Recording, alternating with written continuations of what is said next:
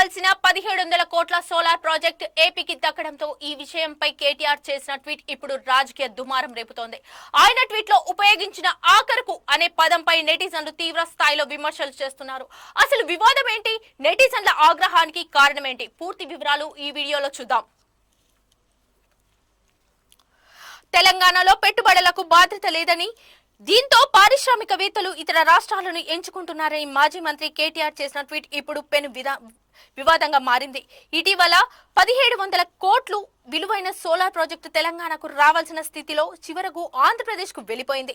దీనిపై కేటీఆర్ ట్వీట్ చేస్తూ కాంగ్రెస్ పాలనలో పెట్టుబడిదారులు తెలంగాణను వదిలి గుజరాత్, తమిళనాడు, చివరకు ఏపీని కూడా ఎంచుకుంటున్నారని వ్యాఖ్యానించారు.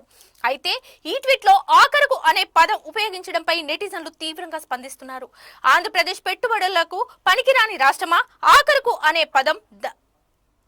అనే పదం ద్వారా ఏపీని తక్కువ చేసి చూపించే ప్రయత్నం చేశారా అంటూ కేటీఆర్ పై సోషల్ మీడియాలో విమర్శలు వెలువెత్తుతున్నాయి.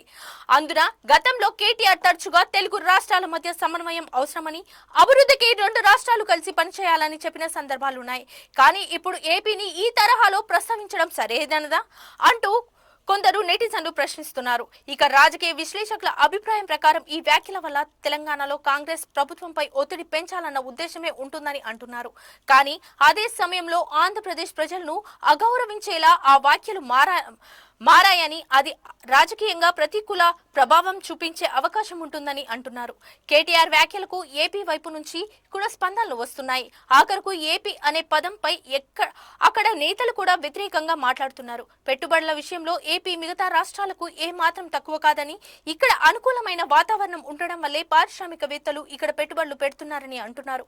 మొత్తానికి కేటీఆర్ చేసిన ఒక ట్వీట్ ఇప్పుడు 2 రాష్ట్రాల మధ్య చర్చనీయ అంశంగా మారింది. దీనికి కేటీఆర్ మరింత వివరణ ఇస్తారా లేదా ఇదే స్థాయిలో నిలబెట్టుకుంటారా అనేది చూడాలి.